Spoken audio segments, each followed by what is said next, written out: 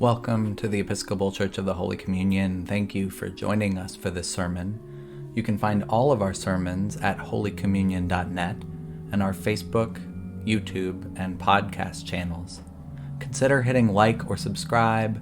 Consider sharing this sermon with others. It helps us to reach more people like you. We are so thankful to those who support our ministry. You can give today at holycommunion.net/give. In his last public address, Dr. King famously invoked this story from Numbers. Speaking to the striking sanitation workers in the city of Memphis, he preached the final sermon at Mason Temple. And eerily that night before he died, Dr. King said this: "Like anybody, I would like to live a long life. Longevity has its place, but I'm not concerned about that now. I just want to do God's will. And he's allowed me to go up to the mountain, and I've looked over and I've seen the promised land. I may not get there with you, but I want you to know tonight that we as a people will get to the promised land." Brother Martin knew something about the work of hope, about the work of faith. He drew on this story from Deuteronomy. He knew that the work of hope, the work of faith, had to be passed down. And so in that final sermon, that's what he was doing. He looked out at the young organizers, at the brave workers gathered in that church. A few months earlier, on the 1st of February in 1968, 2 garbage collectors had been crushed to death by a malfunctioning truck. 11 days later, frustrated at the city's weak response, tired of the long pattern of abuse and neglect faced by black workers, 1,300 black garbage men went on strike. These workers earned a wage so low that most of them depended on food stamps for their family's survival. And still the mayor refused to pay overtime for late-night shifts. The same month, in solidarity, about 150 local ministers formed the Community on the Move for Equality in Memphis, committing in a church basement to use Dr. King's methodology of nonviolent civil resistance, disobedience. And by the time February turned to March, local high school and college students, nearly a quarter of them white, were participating with the church folks and the garbage workers in daily marches. The fight dragged on for months. Police tear-gassed and beat protesters inside of a black church. King visited multiple times, urging the young organizers to remain nonviolent and persistent, not to allow looting or rioting to dilute the civil action. And King preached this final sermon on his 3rd visit to the city during the strike. He was weary. The marchers were weary. As Rabbi Abraham Joshua Heschel had said of marching with Dr. King in Selma, they had used their legs for praying, but their legs and their prayers were tired. And in this sermon, you can hear Dr. King trying to pass on his resolve, his hope. And you have to wonder, where did Dr. King get this faith?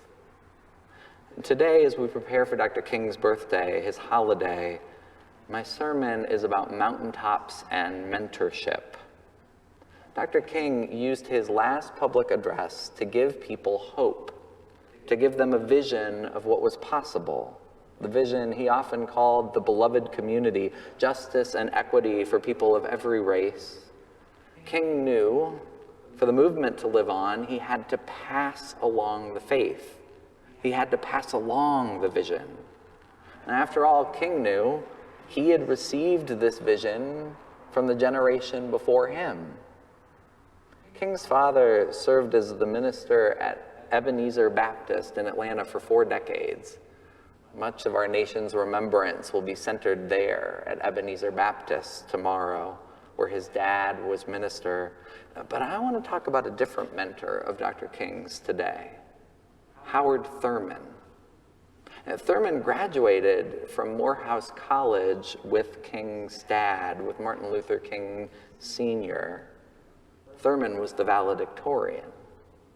He was also the valedictorian at Rochester Theological Seminary. Howard Thurman was the first chaplain of Rankin Chapel at Howard University, and he taught in the Divinity School faculty there. Later, he would serve as the dean of Marsh Chapel at Boston University and teach in that divinity school when Dr. King was a doctoral student. King carried Thurman's most famous book, Jesus and the Disinherited, everywhere he traveled. They say that he used to carry it right next to his Bible. A key to Howard Thurman's understanding of Christian work in this world was a radical reinterpretation of Jesus.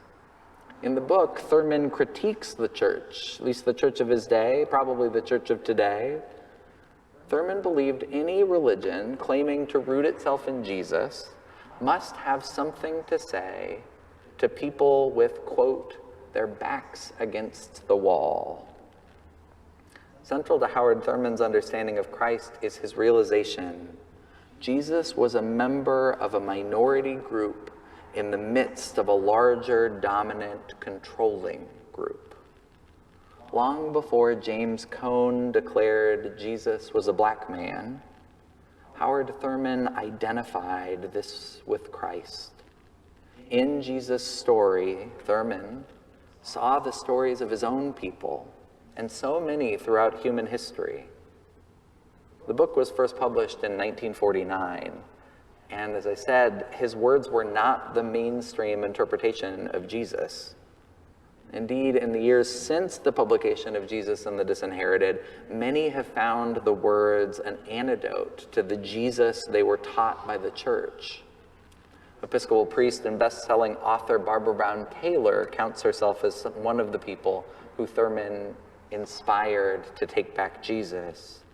She wrote, "Those who set off in search of new spiritual territory can feel like they are leaving Jesus behind, since church teaching has convinced them that Jesus belongs to the church and not the other way around." For Taylor, Howard Thurman gave Jesus back to those who are spiritual seekers, to those who would fight for justice and equity. If you have had to reclaim Jesus for yourself, well, you stand in a long line of theologians and civil rights pioneers. Howard Thurman was captivated by this revolutionary vision of Jesus. This Jesus drove him for years to relentless work. I've already listed his academic accomplishments, but there was more. Thurman traveled the world. He led a delegation of black ministers on a 6-month pilgrimage to India, learning nonviolence from Gandhi, the Mahatma himself. Thurman left Howard University and Rankin Chapel to go and co-found the first interracial, interdenominational church in the country in San Francisco, and he served as co-pastor. But by his mid-30s, Howard Thurman was exhausted clinically. In order to keep going, he had to learn to slow down. Thurman began to take regular time for retreat and regular sabbaticals. Thurman wrote in a meditation for his new position as the chaplain at Boston University, "What more? I ask with troubled mind. The answer? Moving stillness. Moving stillness." Thurman worked to mentor King and other civil rights leaders in this pattern of committed engagement and intentional time apart. Thurman is often known today as the mystic of the civil rights movement. Did you know the civil rights movement had a mystic? The old college pastor urged the organizers to take breaks, to slow down, to pray. He urged them to listen for the sound of the genuine in themselves, to the sound of the genuine in the world around them, that which resonated. Thurman urged them to be mystics, to be moving stillness, because he believed God still speaks to us. The trick is to be still enough to hear, and yet still moving toward where God would lead. It's a tricky balance. I hope Dr. King would have been glad to hear a preacher use his holiday weekend to talk about this old mentor. If you know Howard Thurman, you can read his influence all over King, teaching Gandhi's nonviolence and Jesus' solidarity with those who struggle. You can often hear in Martin the wisdom, the faith, the vision passed down to him by those who came before. Howard Thurman was often asked who had taught him the faith. Thurman almost unfailingly told stories about his maternal grandmother, Nancy Ambrose, who had been born into slavery. He grew up listening to her stories of life before and after emancipation. Drawing on her experiences and his own growing up in the segregated South, Thurman describes the way of Jesus as a technique of survival for the oppressed. Think about that. Thurman says Jesus didn't primarily teach people about a way to heaven someday. Rather, Jesus taught us how to survive in the midst of bitter oppression, when the world is not as it should be, when people are not treated as children of God.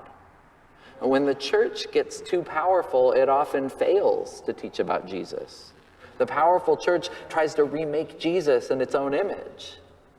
Howard Thurman taught us the way of Jesus is a way to survive oppression, to work interiorly and publicly against the dehumanizing powers of the world. In other words, we don't get to the mountaintop by ourselves, let alone to the other side of the Jordan. All of us are here, in person or online, because we have been mentored in the faith. Mentoring matters for the mentee and the mentor. You can hear it in both readings today. In Deuteronomy, we hear that Joshua received wisdom because Moses laid his hands on him. In John's Gospel, Jesus has to be urged by his mother to perform that legendary first miracle. I always wonder what the wine would have tasted like. Mentoring matters. Sometimes we can summon faith for the sake of others that we couldn't summon if we believed that the faith was just for ourselves. Being a mentor can give you reason to keep on believing. Dr. King spent the last night of his life weary. He was tired, he was frustrated by the intractable conflict faced by organizers in Memphis, and frankly, according to his biographers, Martin was scared. He knew the threats on his life were serious.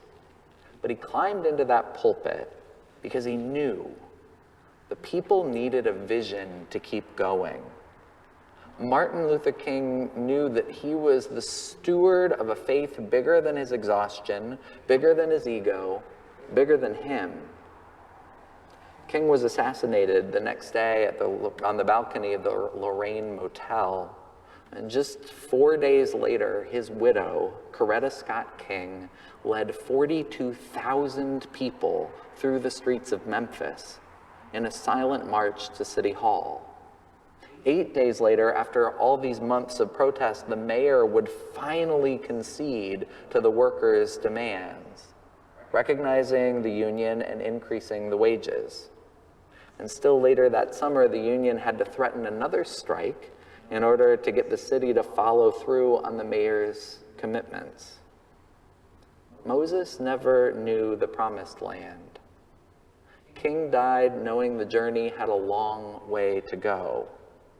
The work of justice, the work of dismantling systemic oppression, does not belong to one singular generation. In the midst of frustration and exhaustion, will we find faith enough to pass down the history? Will we summon faith enough to envision the beloved community again? Will we continue the dream of a country where people of every race and religion have an equitable footing, security to worship without fear. This weekend, as we celebrate Dr. King, I believe it is incumbent to ask ourselves in the church, will the next generation have mentors with courage enough to point them to the promised land?